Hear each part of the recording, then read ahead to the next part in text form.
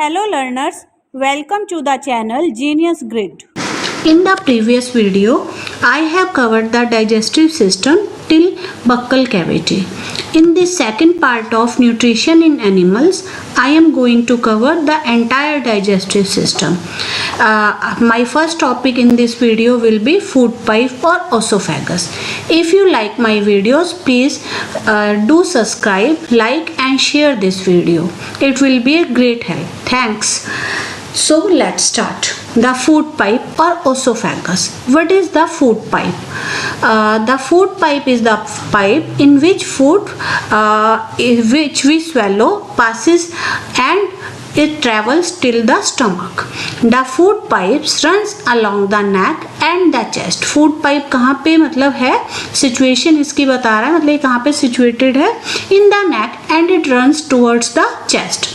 Food is pushed down by the movement of the wall of the food pipe. What does it mean?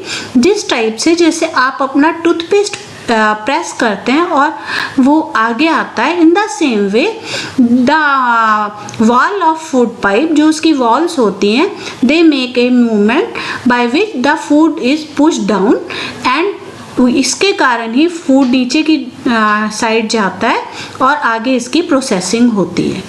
Actually, this movement takes place throughout the alimentary canal and pushes the food downwards.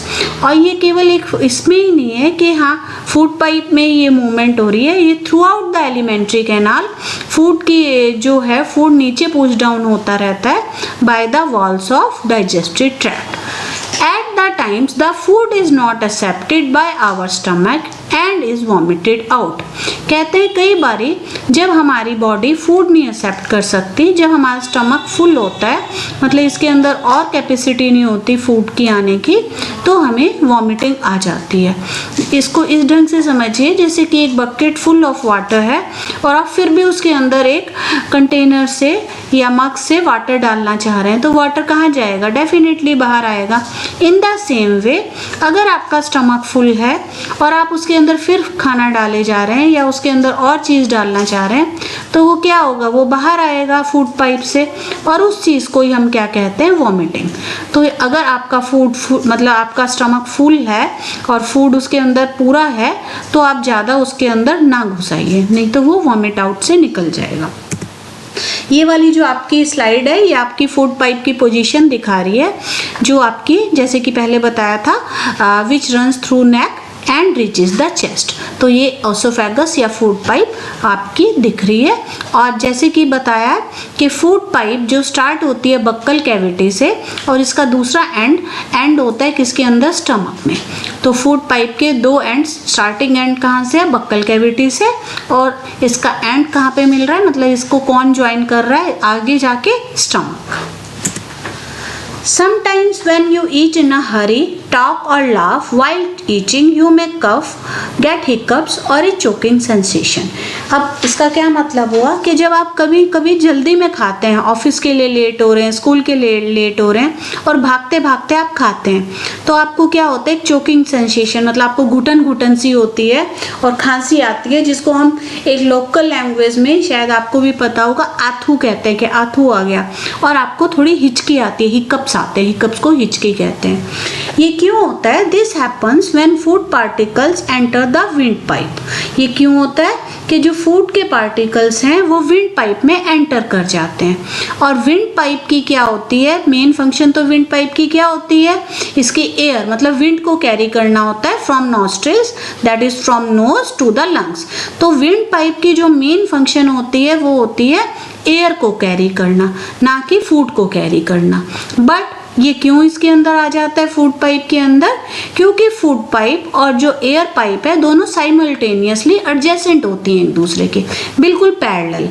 तो कई बारी क्या होता है कि by mistake जो food है वो फूड पाइप में ना एंटर करके विंड पाइप में एंटर कर जाता है और उसके कारण ही हमें ये कफ और हिकअप्स आती हैं. But inside the throat air and food share A common passage. हाँ, अब इसका क्या मतलब हुआ? ये बहुत इंपॉर्टेंट चीज़ है. जब आपका बक्कल कैविटी के मतलब जो आपकी थ्रोट है उससे एयर और फूड एक ही पैसेज से आते हैं, मतलब एक ही इनका पैसेज है जिसको हम कहते हैं फेरिंग्स। इसको आप ये मान के चलिए कि एक सिंगल रोड है तो उसके अंदर से दो मतलब कार्स आ रही हैं, एक कार है फूड की और एक कार है एयर की, तो वो सिंगल ट्रैवल कर रही है। और आगे जाके जब ये आगे पहुंचती है लेन या इसको फेरिंग्स को आप आगे पहुंचाएंगे तो ये दो पार्ट्स में डिवाइड हो जाती है। एक जो पाइप होती है वो एयर की पाइप बन जाती है और दूसरी पाइप फूड की पाइप हो जाती है। तो जो हमारी व्हीकल है जिसके अंदर फूड है तो डेफिनेटली वो वाया फूड रोड जाएगी, और वो व्हीकल जो एयर ला रही है वो एयर के रोड से जाएगी। तो कई बारी बाय मिस्टेक क्या होता है, जो फूड वाली व्हीकल है मतलब फूड है वो एयर वाली रोड पे चला जाता है और उसके कारण ही ये हिकअप्स और कफ और चोकिंग सेंसेशन होती है आपकी। तो इसने अब नेक्स्ट क्वेश्चन क्या किया है, then how is food prevented from entering the wind pipe. तो जब इनका कॉमन पैसेज है और कैसे मतलब आप इसको मतलब लेन बताएंगे कि आपको कौन सी पाइप में जाना है। फूड को कोई पता तो होता नहीं है जी मेरे को इस पाइप में जाना है, फूड पाइप में जाना है या विंड पाइप में जाना है, तो आपको कौन वहाँ पे गाइड करता है, कोई गाइडेंस के लिए क्या है आपके पास, कोई वहाँ पे मार्किंग्स तो लगी हुई नहीं होती। तो क्या होता है जब फूड आपका एंटर कर रहा होता है इसके मतलब फेरिंग्स के थ्रू, अब उसको डिसाइड करना होता है कि कौन सी इन दोनों लेन्स में फूड पाइप की सिलेक्ट करे या विंड पाइप की। तो कैसे करता है, जब फूड आपका एंटर होता है और इस लेन से गुजर रहा होता है, देन जो विंड पाइप है उसके अंदर एक वॉल्व लग जाता है, मतलब आप एक ढंग से सोच लिए एक ढक्कन लग जाता है। जब वो ढक्कन लग जाता है तो उससे क्या होता है एयर पाइप पे, तो एयर पाइप पे जब ढक्कन या वॉल्व लग गया जिसका क्या नाम होता है एपिग्लोटिस, तो वो फूड उस एयर पैसेज में या एयर पाइप में एंटर नहीं कर पाएगा, तो उसको किस में जाना पड़ेगा, फूड पाइप में। इस ढंग से फूड पाइप का आपका रूट डिसाइड हो जाता है। तो ये एक बहुत ज़्यादा इम्पॉर्टेंट चीज़ है कि फूड पाइप से जो मतलब जो शुरू से पैसेज है तो उससे फूड पाइप में कैसे फूड जाता है और एयर पाइप में कैसे प्रिवेंट होता है। तो जो ये वाल्व जिसका नाम है एपिग्लोटिस वो लगकर विंड पाइप पे फूड कोर्स में एंटर होने से रोकता है। अब जो ये स्लाइड है आपकी ये दिखा रहा है फेरिंग्स दिखा रहा है, मतलब जो कॉमन पैसेज है उसके अंदर से मतलब फूड और एयर दोनों ट्रेवल करती हैं और आगे जाके ये दोनों मतलब दो पाइप्स बन रही हैं। One is windpipe that is known as trachea and second oesophagus that is known as food pipe. तो air, food and liquid all passes through this common passage called as pharynx. तो air, food और जो आपका liquid है मतलब जो भी आप पीते हैं वो इस कॉमन पैसेज से ट्रैवल करता है। देन इसको डिसाइड करना पड़ता है कि हम किस पैसेज में जाएं। फूड और लिक्विड तो डेफिनेटली एसोफेगस या फूड पाइप में ही जाएगा और स्टमक तक पहुंच जाएगा। बट एयर कहाँ पे जाती है, एयर पाइप में जाएगी और लैरिंग्स के थ्रू, ये जिसका मतलब फूड पाइप का एक ढंग से नाम है, और ट्रैकिया, और ये लंग्स तक पहुंचती है जहाँ पे ब्रीदिंग की प्रोसेस होती है। तो ये मतलब बहुत ज़्यादा इम्पॉर्टेंट चीज़ थी जो आपको मतलब ये मतलब बिल्कुल अच्छे से बता सकता है कि आपको हिकअप्स या कफ क्यों आता है, कि आप जल्दी जल्दी में मत खाइए क्योंकि वो आपका फूड कहाँ पे एंटर हो जाता है जल्दी के कारण, आपका एयर पैसेज में। The next topic is the stomach. तो जहाँ पे क्या था, ये आपकी फूड पाइप कहाँ पे एंटर कर रही है, मतलब एंड कर रही है स्टमक में। तो फूड पाइप अब अपना जो डाइजेस्टेड मटेरियल है या जो इसके अंदर से फूड आ रहा है वो स्टमक को डिलीवर कर रही है। तो इसमें क्या लिखा हुआ है, इट रिसीव्स, मतलब stomach receives food from the food pipe at one end and opens into the small intestine at the other end. तो स्टमक ने एक साइड से तो फूड को रिसीव कर लिया जैसे बताया फूड पाइप से, और इसका दूसरा साइड जो स्टमक का है कहाँ पे जा रहा है, ये स्मॉल इंटेस्टाइन से मिल रहा है। तो the inner lining of the stomach secretes mucus, hydrochloric acids and digestive juices। दो inner lining है स्टमक की एक आउटर लाइनिंग होती है और एक इनर लाइनिंग होती है। जो इनर लाइनिंग होती है वो सिक्रेट करती है म्यूकस, एक एसिड होता है हाइड्रोक्लोरिक एसिड और मैनी डाइजेस्टिव जूसेस। तो ये इनर लाइनिंग की इसकी फंक्शंस हैं। The mucus protects the lining of the stomach. जो ये म्यूकस है ये एक स्लाइमी टाइप स्ट्रक्चर है और ये इंटरनल लाइनिंग ऑफ स्टमक को प्रोटेक्ट करता है। इसको समझाने के लिए मैं कैसे समझा सकती हूँ, जैसे कि आप मानिए आपकी एक दीवार है वो ब्रिक्स की बनी हुई है, तो ब्रिक्स तो है आपकी आउटर वॉल ऑफ स्टमक और इसके ऊपर हम पुट्टी लगाते हैं या एनामल लगाते हैं, पेंट लगाते हैं, तो ये है इनर लाइनिंग जो म्यूकस की बनी हुई है। और जैसे कि पेंट और उससे ब्रिक्स और आपकी वॉल का डैमेज रुक जाता है, in the same way mucus protects the lining of the stomach. अब जो इसने इनर लाइनिंग ने एक और क्या चीज सीक्रेट की थी, दैट वाज हाइड्रोक्लोरिक एसिड। तो एसिड की क्या फंक्शन होती है, acid kills many bacteria that enters along with the food and makes the medium in the stomach acidic।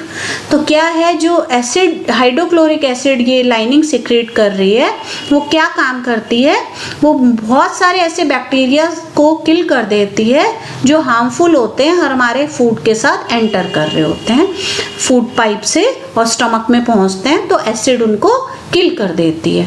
और दूसरा क्या रोल होता है इस एसिड का, ये क्या करती है, स्टमक को ऐसी कंडीशंस प्रोवाइड करती है जिसके अंदर जो डाइजेस्टिव जूसेस हैं जो डाइजेशन में हेल्प करते हैं और जो एंजाइम्स हैं वो उसके ऊपर एक्ट कर सकें। मतलब जैसे आपको कोई मीडियम चाहिए होता है, आप घर पहुंचते हैं और आप कहते हैं मैं मम्मा एसी ऑन रखना कि मुझे मतलब थोड़ा आराम मिले और मैं आराम से पढ़ सकूं उस एनवायरनमेंट में। इन द सेम वे स्टमक का जो एनवायरनमेंट या वो होता है कंडीशंस, वो एसिडिक चाहिए होती है किसी भी वर्किंग के लिए।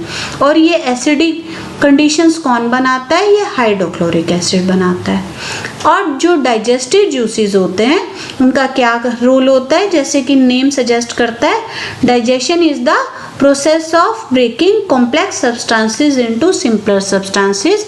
in the same way digestive juices का क्या रोल होता है कि जो कॉम्प्लेक्स प्रोटीन होता है उनको सिंपलर सब्सटेंसेस में ब्रेक डाउन कर देता है। Proteins are made up of amino acids, तो एमिनो एसिड्स में प्रोटीन्स को ये ब्रेक कर देता है। ये वाली जो आपकी स्लाइड है ये क्या दिखा रही है, position of stomach.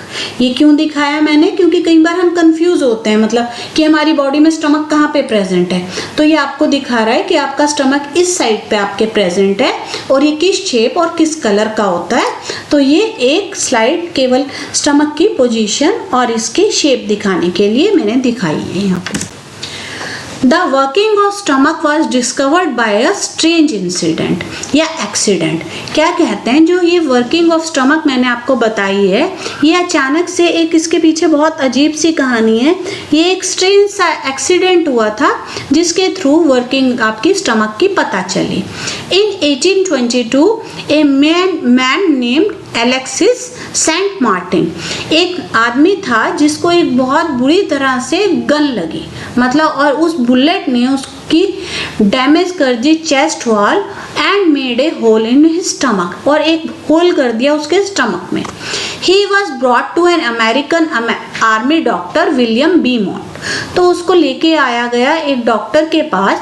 The doctor save the patient, तो डॉक्टर ने उस पेशेंट को तो सेव कर लिया, but he could not close the hole properly and left it bandaged. तो लेकिन वो होल इतना बड़ा था जो उसके स्टमक में हुआ था कि डॉक्टर उसको कंप्लीटली क्लोज नहीं कर पाया और उसने उसको बैंडेज करके छोड़ दिया। एक दिन बी माउंट बैठा हुआ था और उसको क्या दिखा, Beaumont took it as a great opportunity to see the inside the stomach through the hole। तो बी माउंट ने उसको क्या किया, बैंडेज जो उसने उसके स्टमक के होल पे लगाई थी उसके थ्रू उसको दिख रहा था उसका स्टमक अंदर से। He made some wonderful observation, और उसने उसको देख के उसे बड़ी हैरानी हुई और उसने कई ऑब्जर्वेशंस उसके बेस पे मतलब लिखी। Beaumont found that the stomach was churning food, उसने देखा कि स्टमक में जैसे कि चक्की आटा पीस रही होती है, in the same way stomach was churning food, वो चर्न कर रही थी फूड को। It's wall secreted a fluid which could digest the food, और उसने ये भी देखा कि स्टमक की वॉल में कोई फ्लूइड है जो डाइजेशन में हेल्प कर रहा है। ये क्या था? Mucus which was secreting digestive juices. और डॉक्टर ने क्या ऑब्जर्व किया? That the end of stomach opens into the intestine only after the digestion of food inside the stomach is completed। उसने ये भी देखा कि जो स्टमक है वो इंटेस्टाइन को अपना डाइजेस्टेड फूड तभी दे पा रहा है जब स्टमक में डाइजेशन की प्रोसेस कंप्लीट हो रही है। तो देखिए कितनी अलग टेक्निक है, उससे पहले नहीं दे रहा वो, जब तक उसके अंदर डाइजेशन चल रही है, सारी प्रोसेस चल रही है, तो स्टमक अपना डाइजेस्टेड फूड केवल तभी दे रहा है जब उसके अंदर वो डाइजेस्टेड प्रोसेस कंप्लीट हो रही है। Only then it is giving its digested food और partially digested food to the intestine. अब जैसे ही बताया कि स्टमक अपना पार्शली डाइजेस्टेड फूड या जिस पे डाइजेशन प्रोसेस स्टार्ट हुई है उसको किसको डिलीवर कर रहा है? The small intestine. The small intestine is highly coiled and is about 7.5 meters long। अब 7.5 मीटर लॉन्ग तो आप सोचोगे बहुत लंबी है, मतलब आप अपने दोनों हाथ खोल लो 7 टाइम्स से भी थोड़ा ज़्यादा, तो उतना 7.5 मीटर्स लॉन्ग होता है। तो ये स्मॉल क्यों कहला रही है? ये स्मॉल इसलिए कहला रही है क्योंकि इसका डायामीटर या जो इसकी विड्थ है वो बहुत कम होती है और ये हाईली क्वाइल्ड होती है, एक बहुत छोटा एरिया ऑक्यूपाई कर रही होती है। It receives secretion from the liver and the pancreas. Besides, its wall also secretes juices। तो जो स्मॉल इंटेस्टाइन है ये और जगहों से भी सिक्रीशन ले रही है। कहाँ कहाँ से? लीवर से और पैंक्रियास से। और ये इसकी जो वॉल है, जो स्मॉल इंटेस्टाइन की वॉल भी है, ये भी सिक्रीट कर रही है डाइजेस्टिव जूसेस। अब जो इस चीज़ को आप कैसे समझ लीजिए कि जैसे कि small intestine is working like a river Ganga, और जैसे रिवर गंगा में बहुत सारी स्मॉल रिवर्स अपनी ट्रिब्यूटरीज करती हैं, मतलब अपना जो भी सामान, मतलब पानी और उसके साथ जो भी मटेरियल होता है वो गंगा में डिलीवर करती हैं। इन the same way small intestine में पैंक्रियास और जो ये लीवर है अपना अपना जो भी ये सिक्रेट कर रही हैं उस स्मॉल इंटेस्टाइन में डाल रही हैं। अब the liver is a reddish brown gland situated in the upper part of abdomen on the right side. अब लीवर भी एक ग्लैंड है जो अपनी सिक्रीशन कर रही है और ये रेडिश ब्राउन कलर का होता है और इसकी पोजीशन कहाँ होती है? अपर पार्ट ऑफ द एब्डोमेन, और राइट साइड में ही हमारी बॉडी के सिचुएटेड है। It is the largest gland in the body. तो ये बहुत इंपॉर्टेंट चीज़ है कि कोई आपसे पूछ सकता है which is the largest gland in our body, तो उसका आंसर है liver. It secretes bile juice that is stored in a sac called as gall bladder. अब लीवर क्या सीक्रेट कर रहा है? लीवर एक जूस सीक्रेट कर रहा है जिसका नाम है बाइल, और इसको ये अपने अंदर सीक्रेट करके नहीं रख रहा, ये एक अलग टाइप का सैक है जो इसके आगे सिचुएटेड होता है गॉल ब्लैडर। तो वो गॉल ब्लैडर में अपना जो बाइल सीक्रेट कर रहा है उसको वहां जाके स्टोर कर रहा है। The bile plays an important role in the digestion of fats.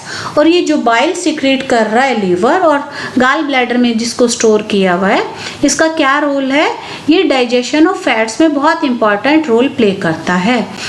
और digestion of fats mean conversion of fats into fatty acids and glycerol. तो ये बाइल फैट्स को ग्लिसरॉल और फैटी एसिड्स में कन्वर्ट करने का काम कर रहा है।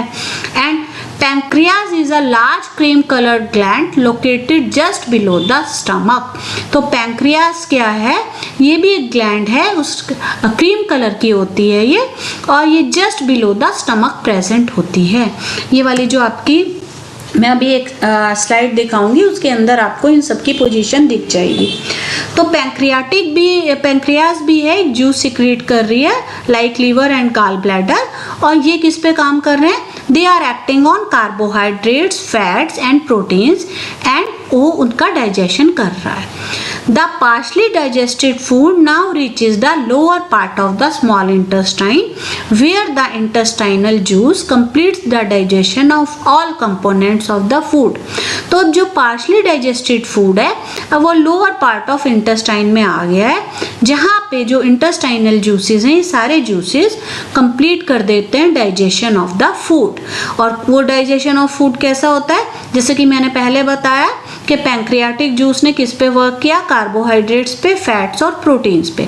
तो carbohydrates are converting into simpler sugar like glucose, और फैट्स जैसे बताया था फैट्स को किस में डाइजेस्ट किया जा रहा है, fats are converting into fatty acids and glycerol.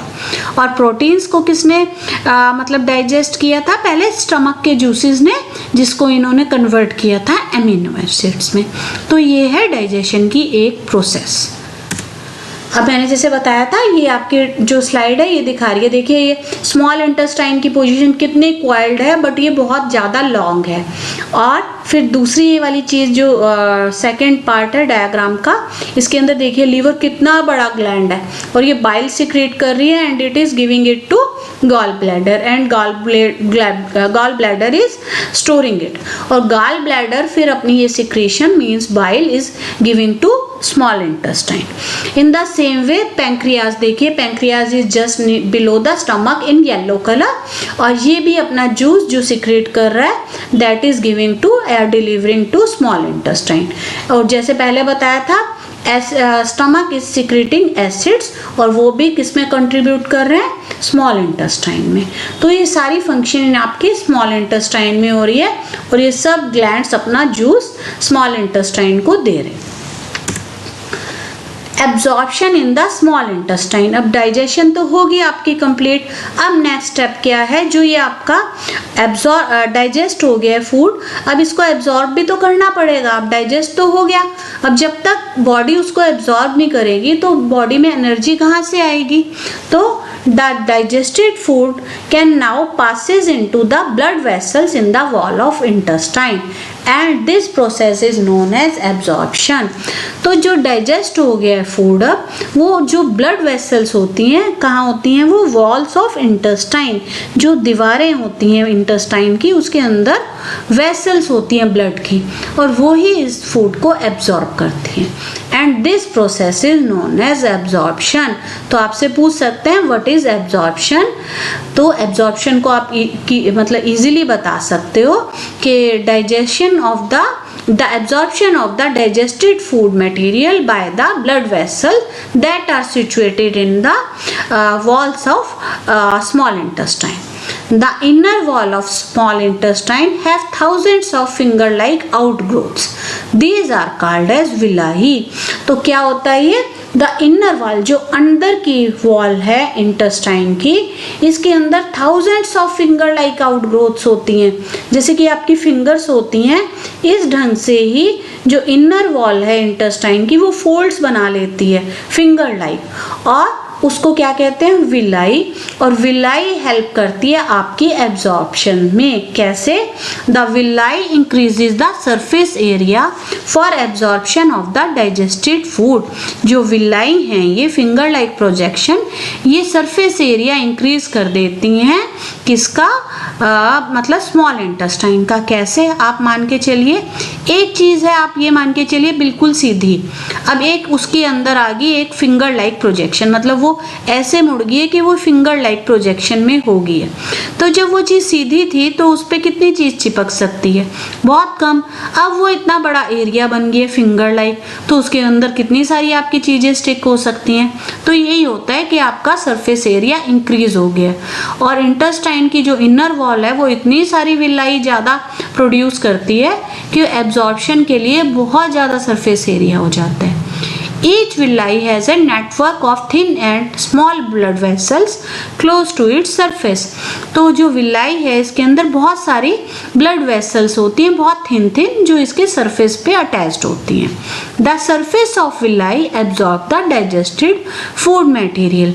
जैसे कि पहले ही बताया था मैंने कि जो सरफेस ऑफ विलाई है इसके अंदर वेसल्स होती हैं, ब्लड वेसल्स, जो फूड को एब्जॉर्ब करती हैं and this process is known as absorption.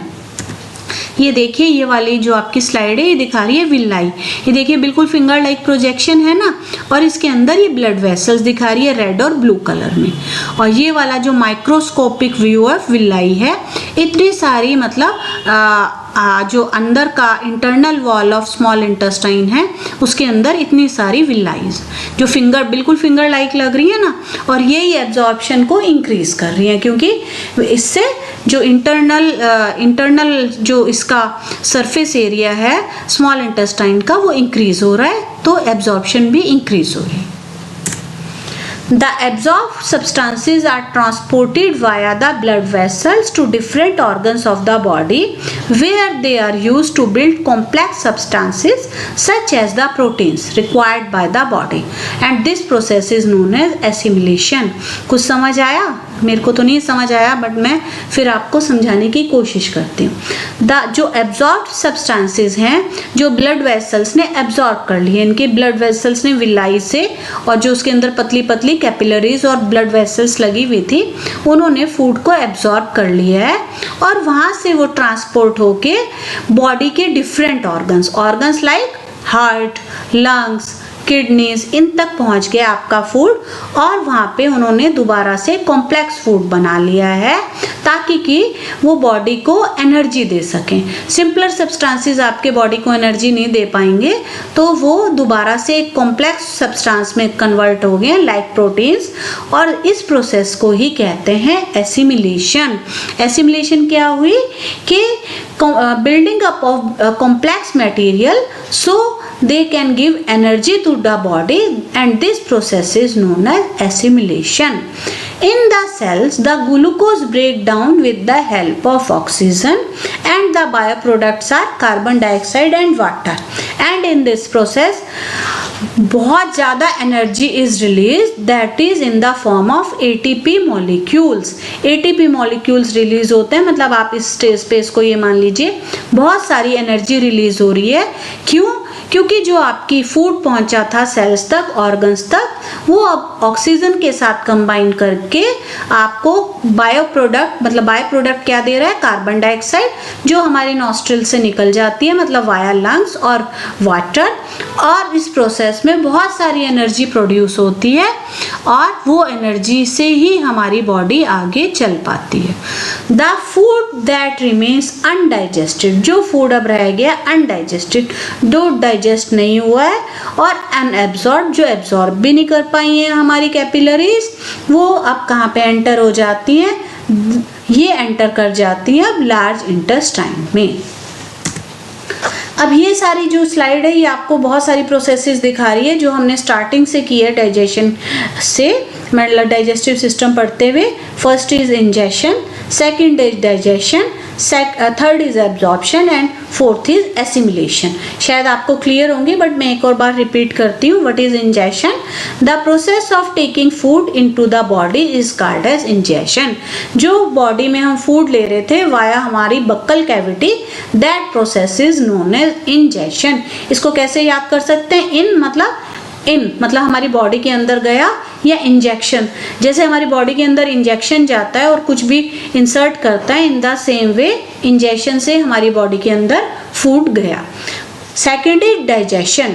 What is digestion? The process in which the food containing large insoluble molecules is broken down into smaller water soluble molecules. It is known as digestion. Digestion क्या है? वो process जिसमें smaller complex molecules are breaking down into smaller molecules, that process is known as digestion. Third is absorption. What is absorption? अभी बताया absorption previous slide में। The process in which the digested food particles passes through the intestinal wall into the bloodstream is known as absorption. वो क्या होती है process जिससे digested food कहाँ पे? इंटेस्टाइन की ब्लड स्ट्रीम से एब्जॉर्ब हो रहा है, विलाई से, इंटेस्टाइन से, that process is known as absorption. Assimilation भी मैंने अभी कराई है। The process in which the absorbed food is taken in by the body cells and used for the energy, growth and repair.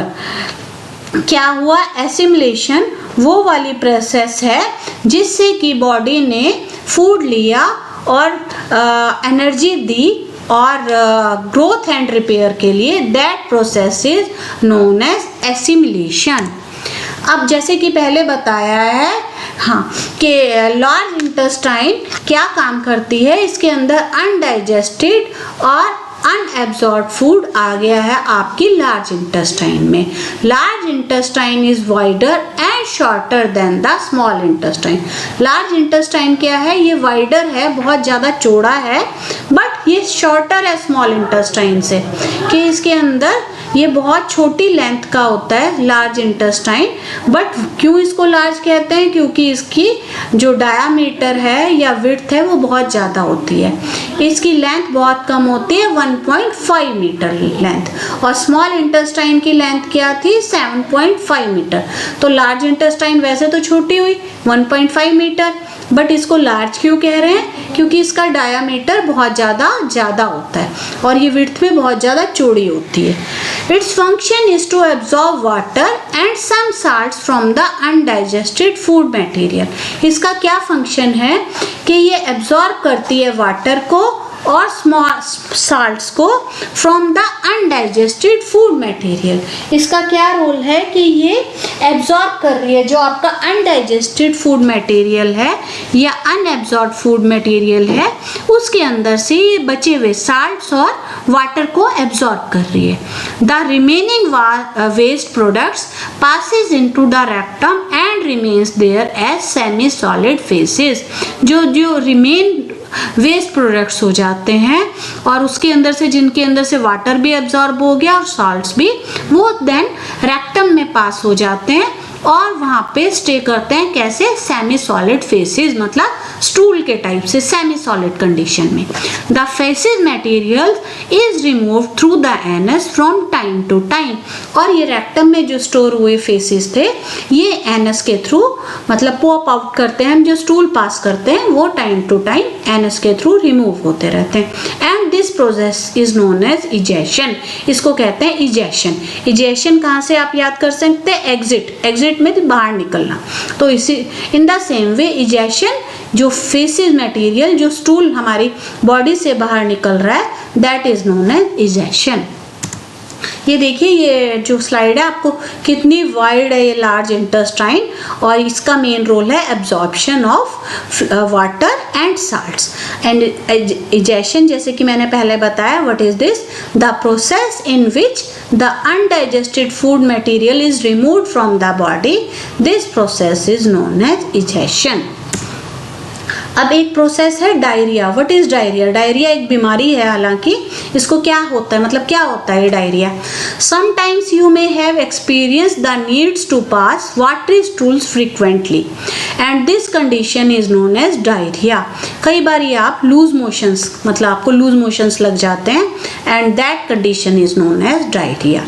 It may be caused by an infection, food poisoning और indigestion. It is very common in India, particularly among children. तो ये क्या है, जब आपकी जो ये large intestine थी ये प्रॉपरली वर्क नहीं करती, मतलब जो वाटर है और साल्ट्स को प्रॉपरली एब्जॉर्ब नहीं कर पाती, तो जो वाटर और साल्ट्स है वो अनडाइजेस्टेड फूड या फेसिस के साथ ही बाहर निकलने लगता है। और ये क्यों होता है? क्योंकि जो इंटेस्टाइन है उसके अंदर या तो कोई इन्फेक्शन हो गया है, फूड पॉइजनिंग हो गया या इंडाइजेशन हो गया। तो ये बहुत कॉमन है इंडिया में, क्योंकि जो ये सारे के सारे फूड है हम बाहर से खाते हैं, ज़्यादातर आपके बॉडी में फूड पॉइजनिंग कर देते हैं, जिसके कारण ये आपको डायरिया हो जाता है। Under severe condition it can be fatal. This is because of excessive loss of water and salt from the body. जैसे बताया है कि वो प्रॉपरली वर्क नहीं कर पाती आपकी लार्ज इंटेस्टाइन, तो जो आपका वाटर है वो बॉडी से लॉस होने लगता है उसका, और साल्ट्स भी। Diarrhoea should not be neglected, और इसको कभी भी निग्लेक्ट नहीं करना चाहिए। कोई नहीं भाई हाँ टाइम के साथ ठीक हो जाएगा, ऐसा नहीं है, क्योंकि जब तक आप मतलब इसको देखते हैं आपकी बॉडी से बहुत ज़्यादा वाटर और साल्ट्स का लॉस हो चुका होता है। Even before A doctor is consulted, the patient should be given plenty of boiled and cooled water with the pinch of salts and sugar dissolved in it। तो आपको जो पेशेंट है जो डायरिया से सफ़र हो रहा है उसको बहुत सारा वाटर देना चाहिए with plenty of salts and sugar, ताकि उसकी साल्ट्स की और वाटर की दोनों की रिक्वायरमेंट पूरी हो सके। This is called oral rehydration. आपने देखा होगा कभी, मतलब लूज मोशन से ज़्यादातर मतलब सबको लग चुके होते हैं, तो ORS का घोल कहते हैं। कई बार एड्स भी आते हैं टीवी पे, ORS का घोल दीजिए। What is that ORS? Oral rehydration solution. तो उसके अंदर फ्लूइड, मतलब आप वाटर के अंदर उसको मिक्स करके पेशेंट को देते हैं, ताकि उसके अंदर से जो वाटर का लॉस हो रहा है और साल्ट्स का लॉस हो रहा है वो उसकी जगह मतलब कंप्लीट वो अब आपका मतलब लॉस कम हो सके। अब that is the end of my this digestive system or digestion in human, and in next topic or in next video I will cover the digestion in grass eating animals. So thank you very much. Do subscribe and like and share my channel. Thank you very much.